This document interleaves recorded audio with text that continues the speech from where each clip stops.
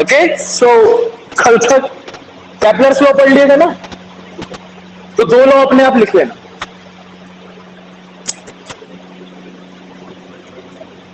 अरे नोट्स में मिल जाएंगे, मैंने लिखवा दिए, इतना कोई इश्यू नहीं। केपलर्स लॉ लिखने के बाद केपलर्स ने अपने लॉ दे दिए, देन कम्स द महान व्यक्ति that is called Newton. Newton ने केपलर्स लॉ को स्टडी किया और उन्होंने अपने ऑब्जर्वेशंस दिए कि सन और प्लैनेट्स, इन दोनों का जो इंटरेक्शन है that is due to some force. Sun planets पे फोर्स लगा रहा है, प्लैनेट सन पे फोर्स लगा रहा है। तो ये जो इंटरेक्शन दोनों के बीच में हो रहा है ये किसी फोर्स के कारण हो रहा है और उस फोर्स को न्यूटन नाम देते हैं।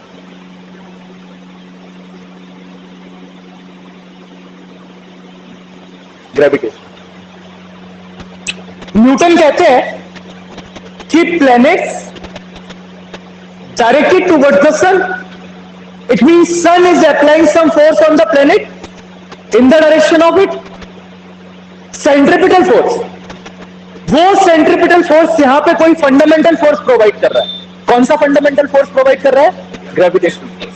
मतलब इस फंडामेंटल फोर्स के कारण वहां पे सेंट्रिपिटल फोर्स लग रहा है।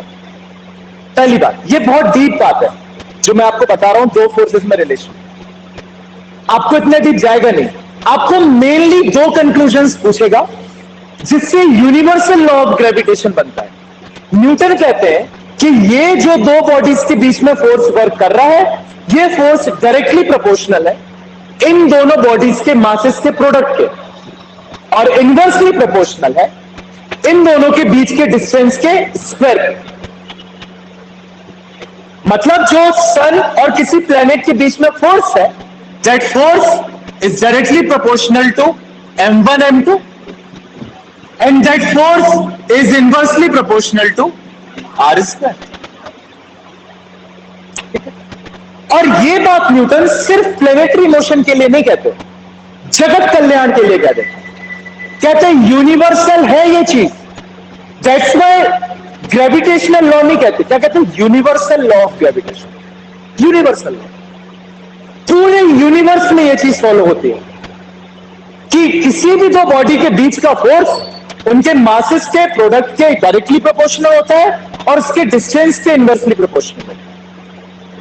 तो यहां से आएंगे न्यूटन और स्टार्ट होगा हेडिंग ग्रेविटेशन।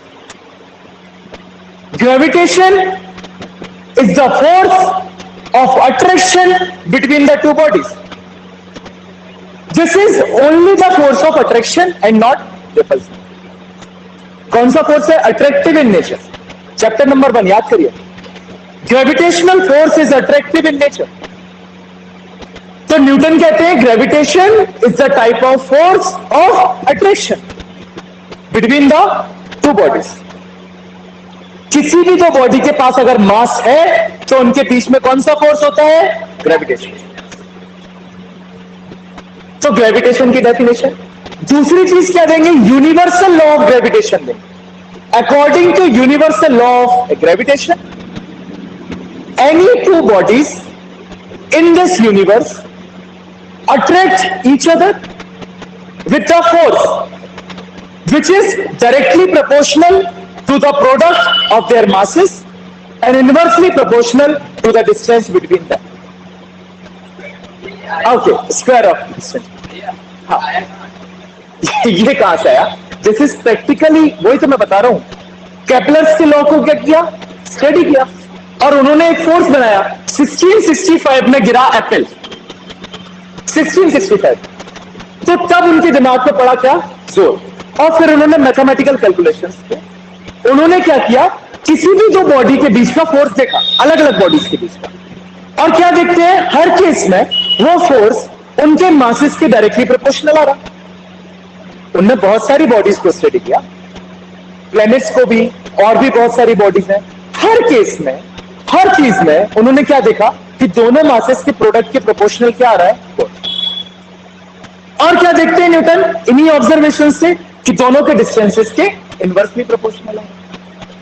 तो ये वो लॉ दे देते हैं कि any two bodies in the universe attract each other with the force that is directly proportional to the product of masses and inversely proportional to the square of distance between. That is called the universal law of gravity. इसको अगर combine कर दें, so F is proportional to m1 m2 upon r square. Proportionality sine हटाओगे तो आ जाएगा constant.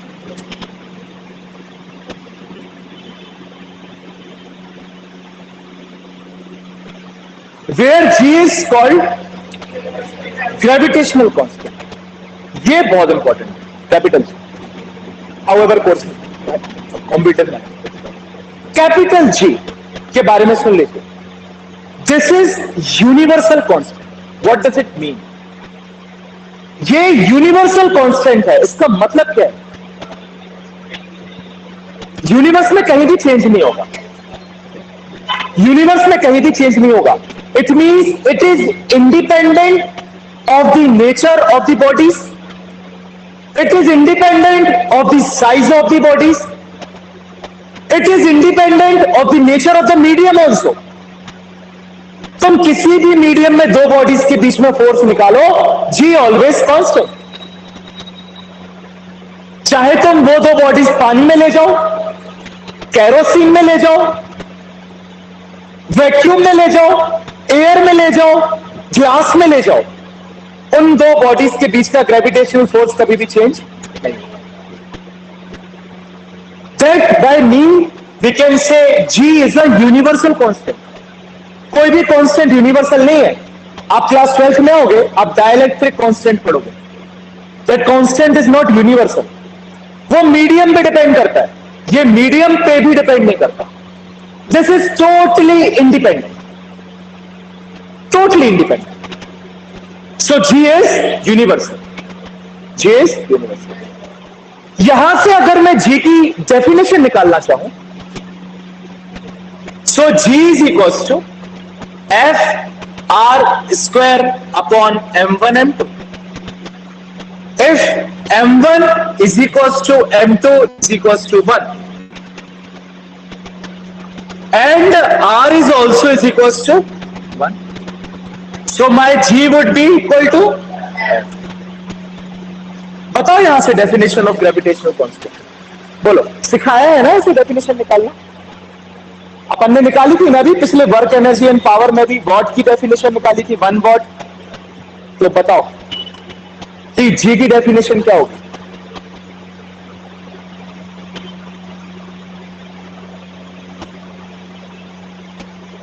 बोलो, शुरू तो करो. हाँ बोलो.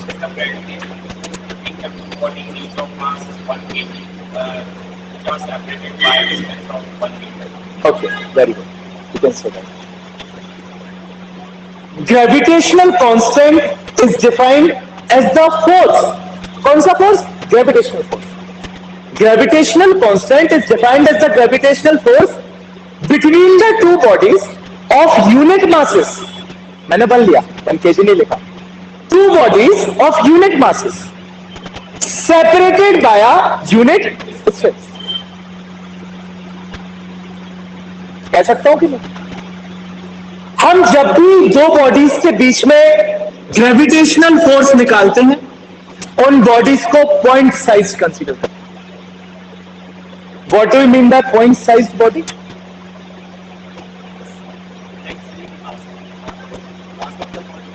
पॉइंट साइज बॉडी को क्या मतलब, क्या? ओके, ट्रांसलेशन में. बट पॉइंट साइज बॉडी का मतलब उसी टाइम बताया था जब ट्रांसलेशन पढ़ाया था. क्या होती है point size body?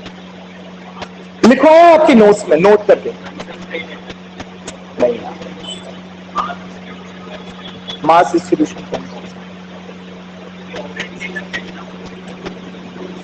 Point size body का मतलब होता है वैसी बॉडी जिसकी साइज को आप क्या करते हो? इग्नोर कर देते हो उसके डिस्टेंस के respect. You ignore the size of the body. That's why you are considering it as a point size. आपने उसकी साइज को क्या कर दिया? Neglect.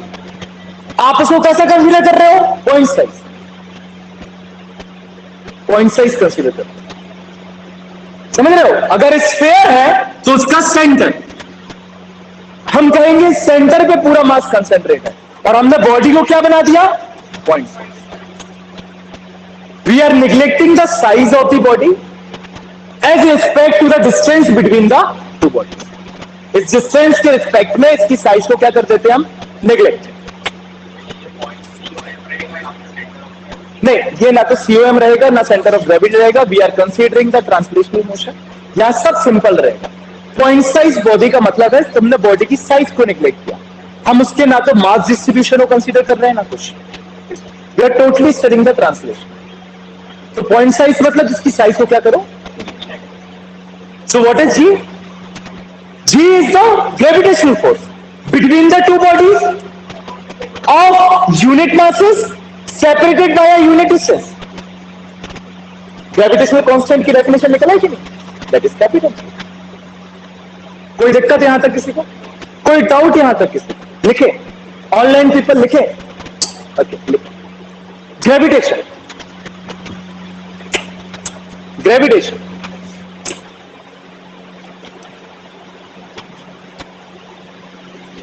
it is the force of attraction. It is the force of attraction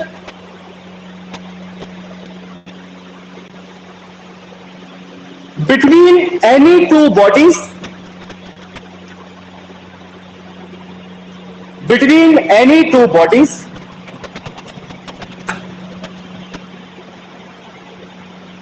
of the universe, of the universe. देख रहे हो gravitation की जो लिमिट है, पूरे यूनिवर्स को नाप रहा है. Of the universe, full stop.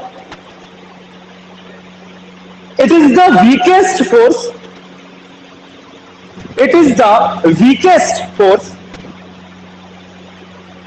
Weakest among the four fundamental forces. कौन आया अभी? among the four fundamental forces. ठीक है, फुल स्टॉप. लिखिए Newton's law of gravitation, heading.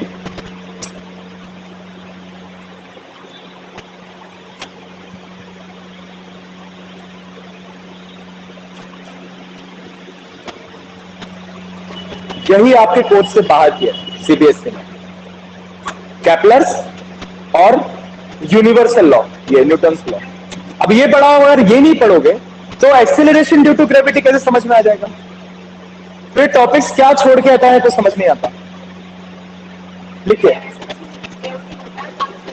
हाँ, नहीं हटा, नहीं हटा. हमारे पास लिस्ट है डिलीटेड पोर्शन की. Variation of acceleration of due to gravity है.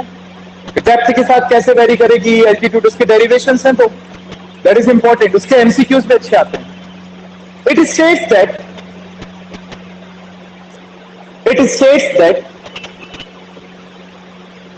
Every body in this universe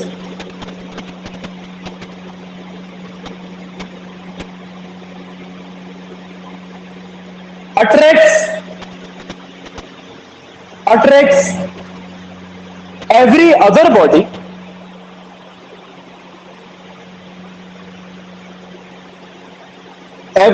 body with a force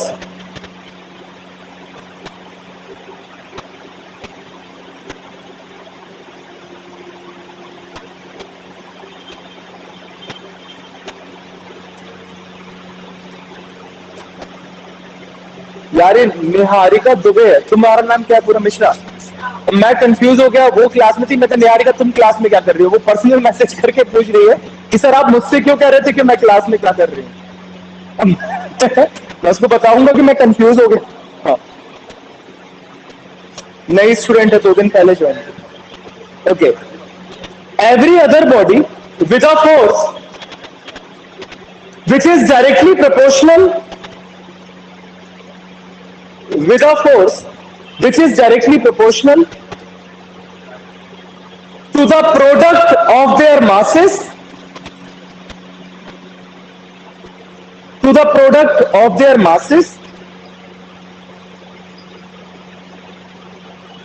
and is inversely proportional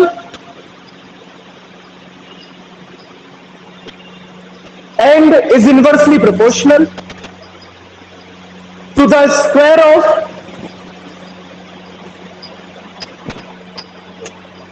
square of distance between them. ठीक है.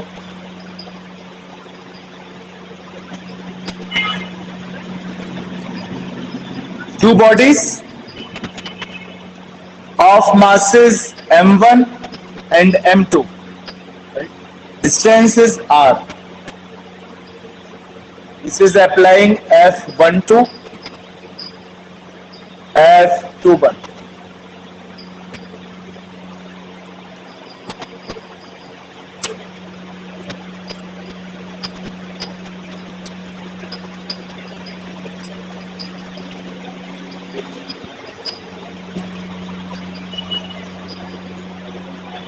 बना लीजिए डायग्राम, या फिर मेरे बोलने का वेट कर रहे हैं.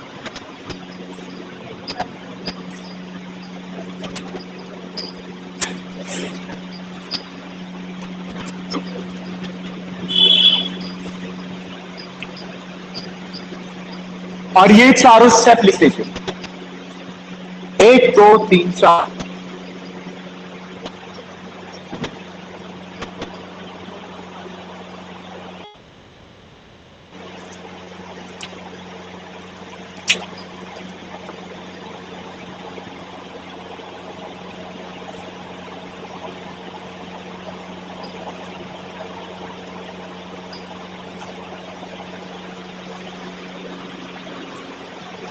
Where capital G is called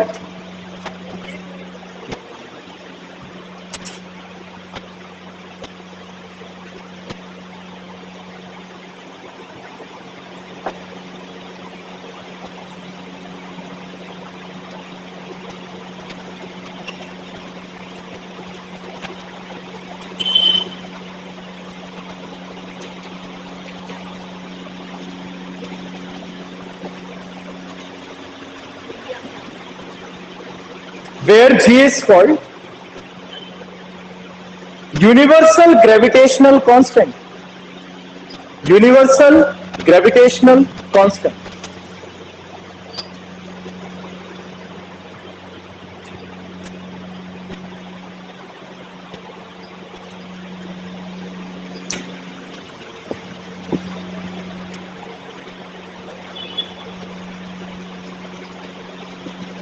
Okay. So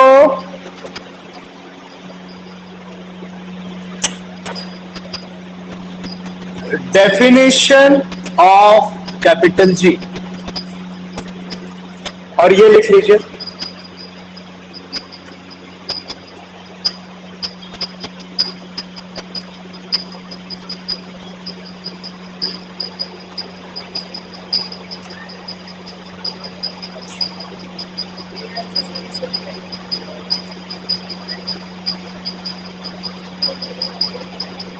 करता हो व्यवस्था इसकी.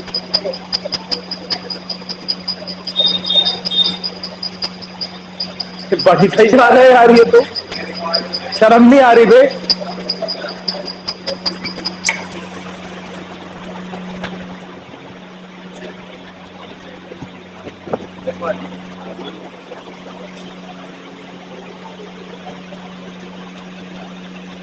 लिखिए, लिखिए. Universal gravitational constant is defined as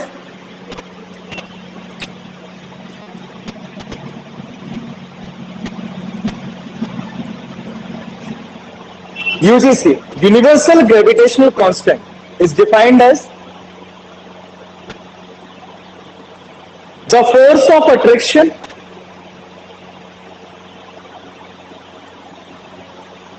acting between two bodies, defined as the force of attraction acting between two bodies, each of unit mass,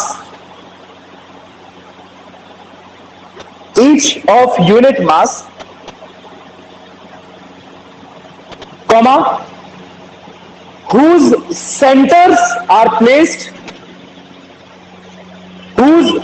centers are placed unit distance apart. Unit distance apart.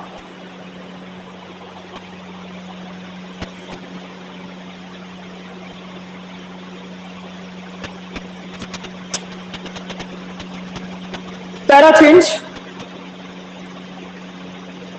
Capital G is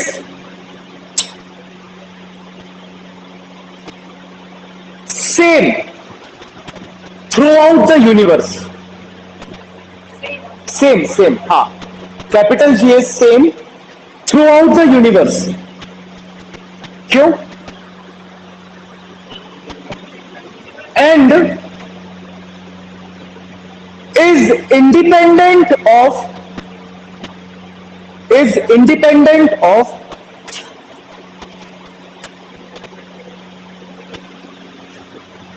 the nature and size of the bodies,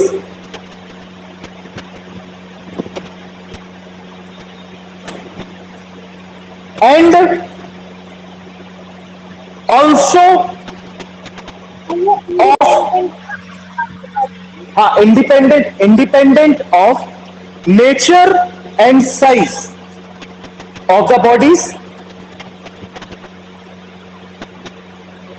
the bodies and also of the nature of medium.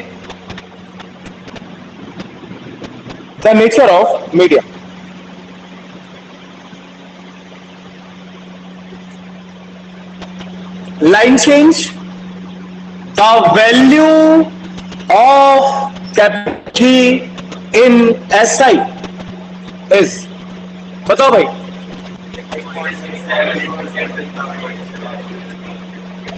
हाँ, आगे. हाँ, Newton metre square KG -1. तो पर KG square kg -2.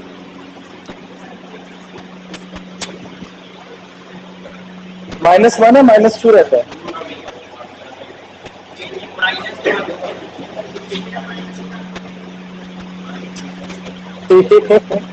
तुमने -1 बोला इसलिए मेरा और मन किया कि माइनस के लिए.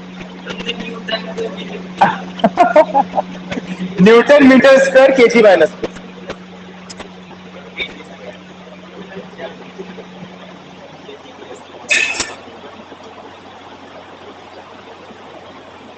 डायमेंशनल फॉर्मूला लिखवाने की जरूरत है नहीं, वो आप लिख सकते हो. एक इंपॉर्टेंट बात लिख लीजिए नोट डाल के. नोट,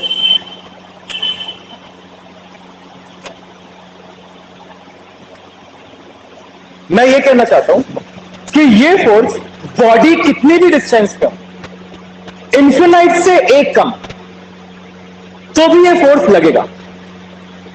बॉडी के बीच में कितना भी डिस्टेंस हो, मैक्सिमम कितना भी, बस इंफिनिटी नहीं होना चाहिए. अगर आर इंफिनिटी हो गया तो फिर ये फोर्स 0 हो जाएगा.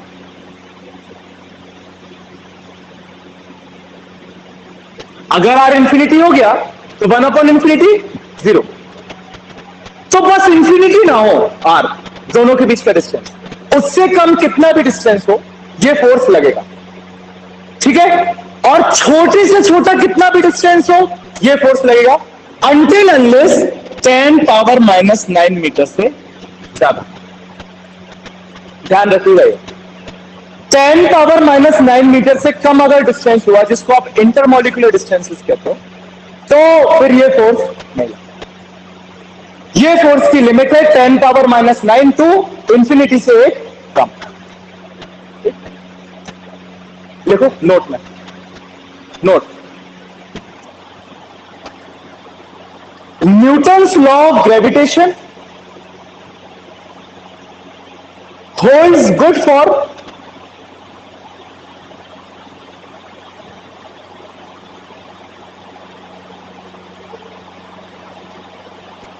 objects, holds good for objects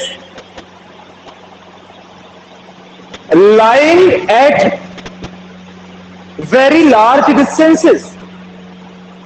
lying at very large distances. Bracket में लिखना but not infinity.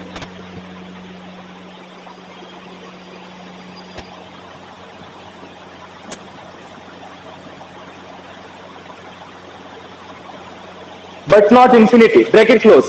And also at very short distances. Also at very short distances. Bracket में लिखना not less than 10 power minus 9 meter.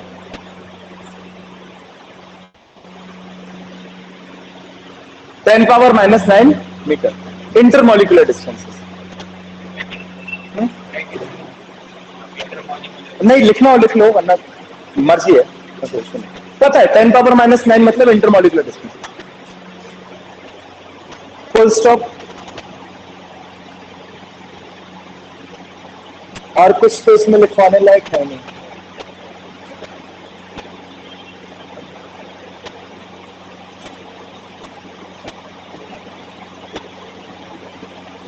ठीक है, देखते हैं इस law को. जैसे कि पूछा था अभी मीमांस ने कि आया कहां से ये सब, कैसे मतलब अपन ने मान लिया कि सही है कि गलत है, किसी ने चेक नहीं किया. तो बहुत सारे एविडेंसेस है इसको सही प्रूव करने के लिए. बहुत सारे एविडेंसेस दिए गए. जैसे कि उसमें से एक है कि आपका रिवॉल्यूशन और rotation of earth gravitational force से बिल्कुल सही एक्सप्लेन हो रहा था. पहला एविडेंस. जब भी हम रिवॉल्यूशन और रोटेशन ऑफ अर्थ को एक्सप्लेन कर रहे थे न्यूटन के इस लॉ से वो बिल्कुल परफेक्ट वैल्यूज आ रही. तो पहला एविडेंस, तथ्य, प्रूफ, एविडेंस. ठीक. दूसरा, सोलर इक्लिप्स और ल्यूनर इक्लिप्स, इन दो फिनोमिना को भी ग्रेविटेशनल फोर्स या फिर न्यूटन्स लॉ ऑफ ग्रेविटेशन बहुत अच्छे से एक्सप्लेन कर रहा था. दूसरा एविडेंस. तीसरा, टाइड्स जो समुद्र में उठती है gravitational pull of the moon के कारण. पता है टाइड्स क्यों, टाइड्स का फॉर्मेशन सुना है क्यों होता है? टाइड्स का ज्योग्राफी में पढ़ो. टाइड्स का फॉर्मेशन होता है due to gravitational pull of the moon. पता है मून समुद्र पे क्या लगाता है? Gravitational force. अट्रैक्ट करता है अपनी तरफ. तो टाइड्स कैसी जाती है? ऊपर. सो formation of tides was explained on the basis of Newton's law of gravitation. तीसरा एविडेंस. चौथा, satellites, the most important topic of your chapter. सबसे लास्ट टॉपिक सैटेलाइट्स. तो सैटेलाइट्स का जो अपन ने आर्टिफिशियल सैटेलाइट्स को भेजा और पूरा अपन ने न्यूटन के पहले लॉ को यूज किया तो वो सैटेलाइट बढ़िया तरीके से अर्थ के चारों तरफ क्या कर रही थी? So that was also explained on the basis of Newton's law. तो चार इंपॉर्टेंट एविडेंसेस दिए गए. चारों मैंने आपको बता दिया. Revolution and rotation of earth was explain. Solar eclipse and lunar eclipse type of phenomena are explain. Tides, formation of tides due to gravitational pull of the moon was also explain. And the artificial satellites revolving around the earth, this phenomenon was also. These are the four evidences. इसके बाद देखिए properties of this gravitational force जो कि हम already first chapter में पढ़ चुके हैं. अब यहां पे आपको और अच्छे से समझ में आएंगे. What are the properties of this gravitational force. पहली property, it is independent of the nature of intervening medium. पढ़ चुके? अरे अभी तो पढ़ा. Gravitational force is independent of the nature of intervening medium. जिस मीडियम में ये फोर्स लग रहा है उसके इंडिपेंडेंट है. मतलब आप किसी भी बॉडी को किसी भी मीडियम में फोर्स लगाओ, अगर उनका मासेस सेम है तो फोर्स वेरी नहीं करता.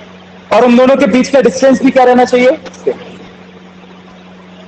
दूसरी property, gravitational law follows inverse square law. पढ़ा था?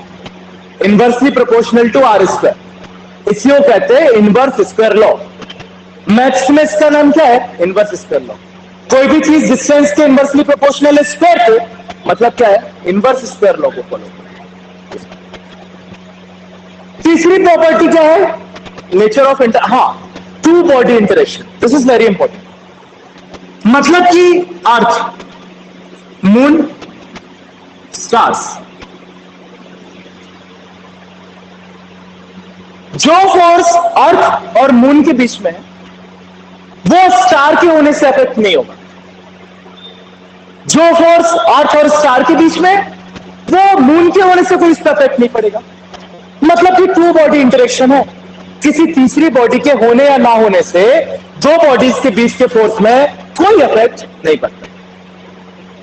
जो सन और अर्थ के बीच में है फोर्स, वो किसी और प्लैनेट्स के होने ना होने से फर्क नहीं पड़ेगा, वो कांस्टेंट है, जब तक कि उन दोनों के बीच का डिस्टेंस कांस्टेंट है। So this is a two body interaction. Gravitational force is a two body interaction. मतलब दो बॉडीज के बीच में लगता है, थर्ड बॉडीज के होने से उसमें परफेक्ट नहीं पड़ता, वो चेंज नहीं होता। That what you mean by two body. Resultant force में भी नहीं होगा। देखते हैं कैसे। जब अपन वो निकालेंगे, क्या कहते हैं, सुपर इम्पोजिशन, तो सबका अलग अलग लोगे। तो नेट फोर्स लोगे, मान लो नेट फोर्स लगा रहे हो आप अर्थ पे सन और दो स्टार्स के कारण, तो क्या करोगे? जो इसके कारण लग रहा है F1, जो इसके कारण लग रहा है F2, जो इसके कारण लग रहा है F3, तीनों को ऐड कर दो तो रिजल्टेंट आ जाएगा। समझ रहे हो? लेकिन दो बॉडी के बीच में जो फोर्स लग रहा है वो किसी थर्ड बॉडी के होने से अफेक्ट नहीं करेगा। Gravitational force is a central force. अब ये प्रॉपर्टी, सेंट्रल फोर्स का मतलब बताएगा कोई? एक्सप्लेन किया था मैंने फर्स्ट चैप्टर में।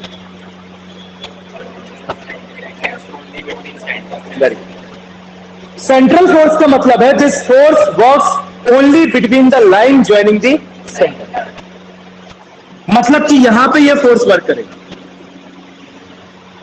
दोनों बॉडीज के सेंटर से जो लाइन ज्वाइन हो रही है उस लाइन के चारों तरफ बस फोर्स वर्क करेगा। ठीक है? So the force acts on the line joining the centre, so it is a central force. दो प्रॉपर्टी बहुत रखती सी है, directly proportional to the product of masses, inversely proportional to the square of distance between them.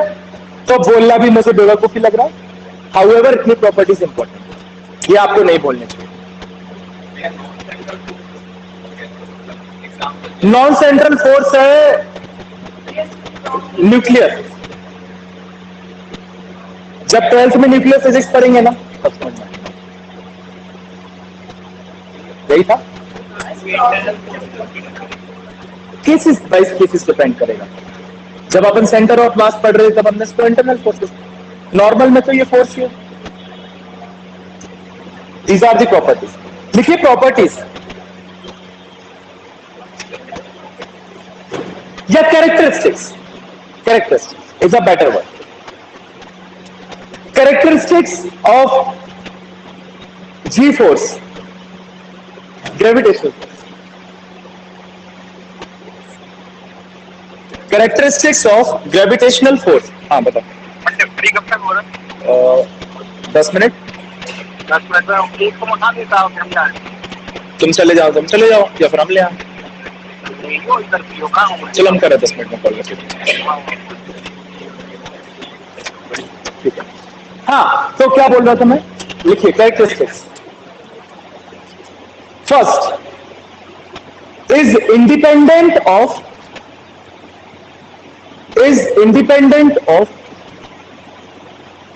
Nature of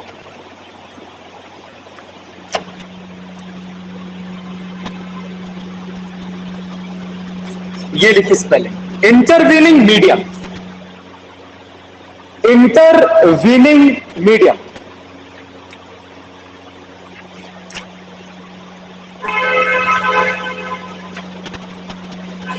okay. कल 2 doubts पूछे गए थे, jerk और इनकम्बेंट। क्या पूछा था? एक तो जर्क पूछा था और जर्क के पहले कोई वर्ड पूछा था ना शुरू में, इंपेंडिंग मोशन पूछा था। ओके मैं कल बताने भूल गया था, आज डिस्कस करते हैं। हाँ तो क्या बोल रहा था? Intervening medium. वो मुझे इंटरवीनिंग मीडियम आया ना तो मुझे ध्यान आया कल किसका। Second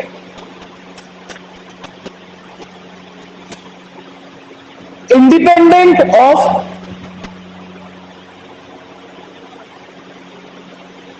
the presence or absence, independent of the presence or absence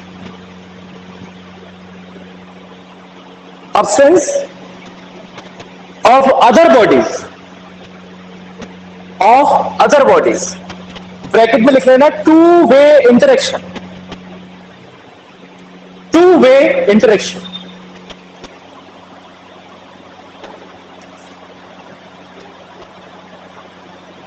third, independent of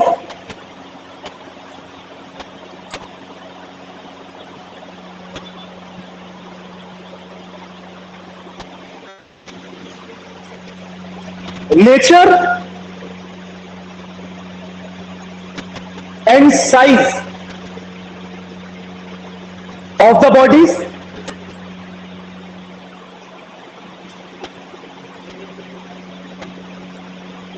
till their masses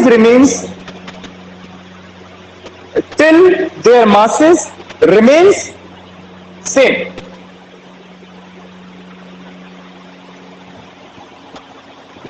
fourth, ये तो इंपॉर्टेंट है, ये तो भूल ही गया लेकिन पता था आप लोगों को, लिखिए form action and reaction pair, form action and reaction pair, that means I dot E, that means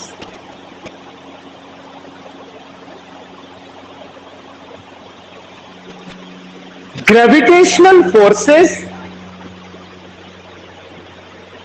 are equal in magnitude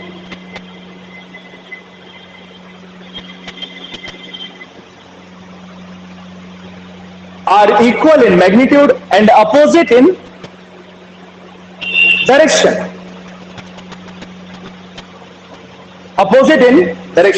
मतलब कि न्यूटन्स के तीसरे लॉ क्या करते हैं, फॉलो। इसका मतलब क्या है, जैसे दो बॉडीज हैं तो जितना फोर्स ये बॉडी इस पे लगा रही है सेम फोर्स ये बॉडी इस पे लगाएगी, अपोजिट डायरेक्शन, ठीक। जितने फोर्स से ये बॉडी इसको अट्रैक्ट कर रही है सेम फोर्स से ये बॉडी इसको। Next, these are central forces,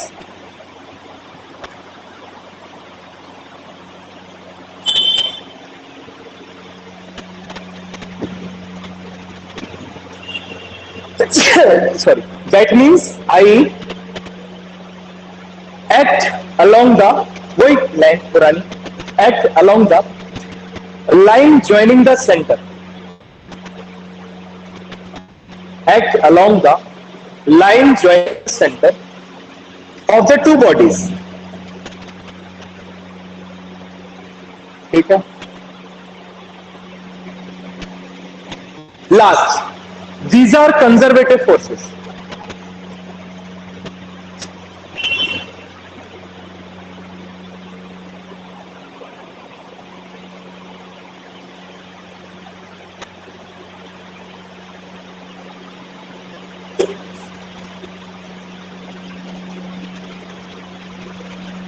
conservative forces को समझाने की जरूरत तो है नहीं, है ना, because the work done by the gravitational force on any bodies depend on the initial and final condition position and independent of the path.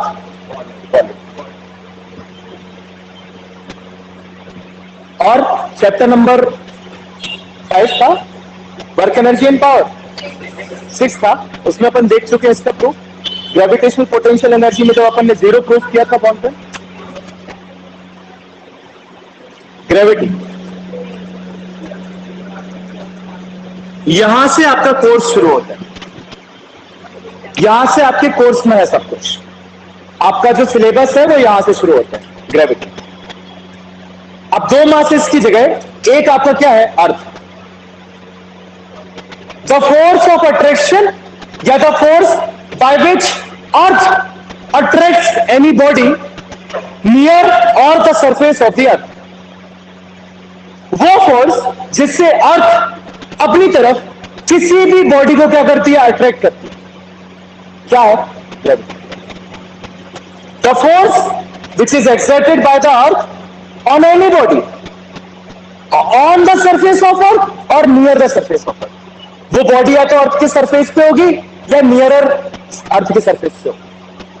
तो कोई भी अट्रैक्टिव फोर्स जिससे अर्थ किसी बॉडी को अट्रैक्ट करे, तो ग्रेविटेशन से क्या आ गया? ग्रेविटी आ गया.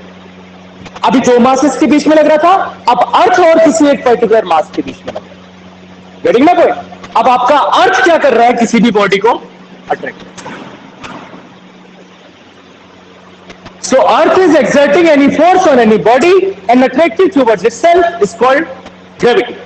Gravity is the special case of gravitation. Gravity is the special case of gravitation. और ये फोर्स किसकी इक्वल होता है? बॉडी के वेट के.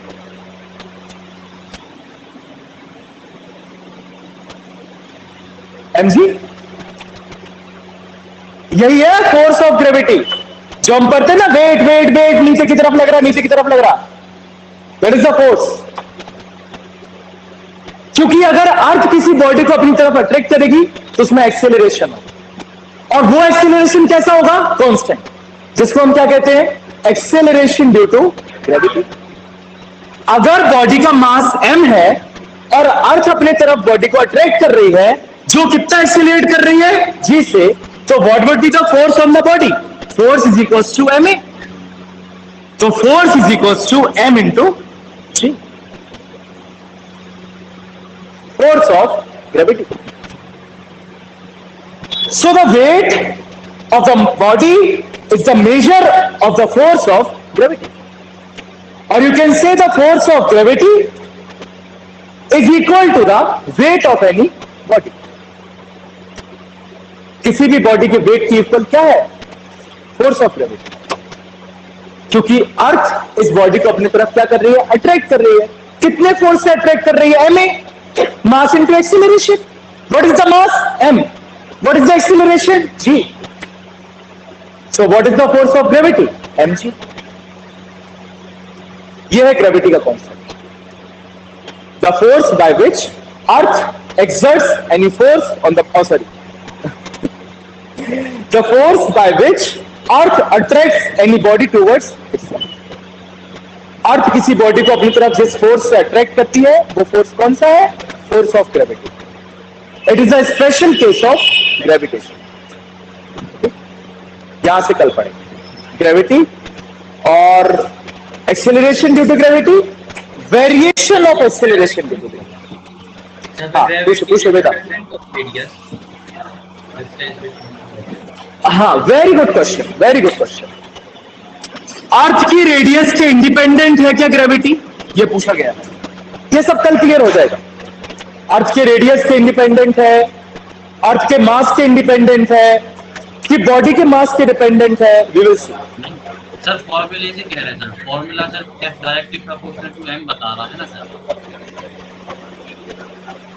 हाँ, तो वही हम कह रहे हैं ना, इसमें आपका g और m नहीं आ रहा ना,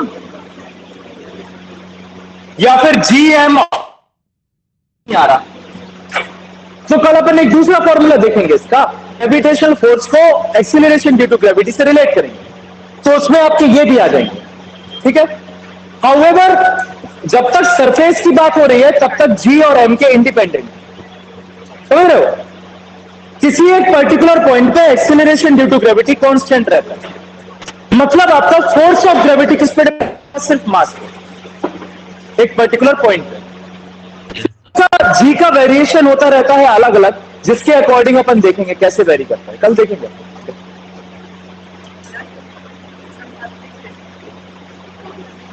हाँ पूछिए. हाँ, इम्पेंडिंग. ओके.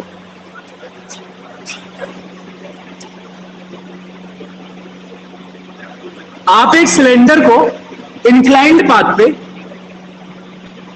यहां से छोड़ दो. The motion of the cylinder is impending. Impending motion मतलब इंक्लाइंड प्लेन पे किसी भी बॉडी का मोशन हो, that is impending. Inclined plane पे कोई भी बॉडी मूव करती है ना, वो क्या करती है? इम्पेंड करती है. अब वो ट्रांसलेशनल, रोटेशनल और वो रोलिंग, वो अलग चीज है। इम्पेंडिंग एक वर्ड है, फिजिक्स का वर्ड नहीं है, इंग्लिश का है, तो उसको यूज कर लिया कि जब भी बॉडी इंक्लाइंड प्लेन पे जर्नल मूव करे ना, कुछ भी करे, अगर इंक्लाइंड प्लेन पे मूव कर रही है मतलब कौन सा है, impending.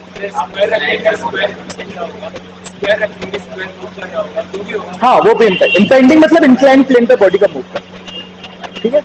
Jerk, jerk is a sudden change in the acceleration of the body. मतलब बहुत ही ज्यादा सडन किसी बॉडी में मूवमेंट होता है ना, बिल्कुल थोड़े से टाइम के लिए, उसका एक्सेलरेशन थोड़े से टाइम के लिए चेंज होता है, दैट इज जर्क। हम क्या कहते हैं, हमें धक्का लगा, जर्क। मतलब एक स्मॉल टाइम पीरियड के लिए आपका एक्सेलरेशन क्या हुआ, चेंज। मैथमेटिकली अगर जर्क देखोगे तो होता है DA upon DT, change in acceleration, change in acceleration. आपकी बॉडी का जो एक्सेलरेशन है एक पर्टिकुलर टाइम के लिए क्या हो रहा है, चेंज हो रहा है, एक छोटे से टाइम के लिए। तो आपकी बॉडी क्या एक्सपीरियंस कर रही है, जर्क। कोरिलेट कर सकते हैं but upon impulse he use करते हैं, जर्क नहीं यूज करते। इंपल्स इज अ फोर्स, तो जर्क तो सिर्फ एक नॉर्मल कॉन्सेप्ट है जो अगर आपको इंजीनियरिंग में मिलेगा, बिकॉज वहां पे जर्क का बहुत यूज है। अभी तो अपन सिर्फ इंपल्स ही देखेंगे, बट तुम्हें पूछा क्या है, sudden change in the acceleration.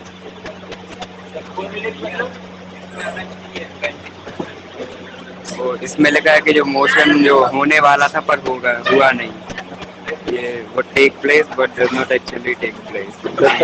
Impending motion means motion that will take place. Impending नहीं यार, लेकिन हमने जो इम्पेंडिंग पढ़ा है वो स्लाइडिंग मोशन है। ये फ्रिक्शन से है। Motion that will take place but not actually take place. देखो चेक कर लेता हूँ, क्रॉस चेक। हाँ वही फोर्स वाला हो गया, कोई डाउट है बेटा? है कि फोर्स जो होता है वो एक्सटर्नल होता है और वो मोमेंटम होता है। कह रहा है कि अगर कोई चीज इतने नीचे से गिरे तो कम चोट लगेगी और ऊपर से गिरे तो ज्यादा लगेगी। हाँ। तो एक्सेलरेशन तो कांस्टेंट है, तो F इक्वल टू 0 ऐसे भी क्या ऐसे कुछ था? 0 नहीं है। कोई डाउट है बेटा? हाँ, इक्वल होना चाहिए, सॉरी। और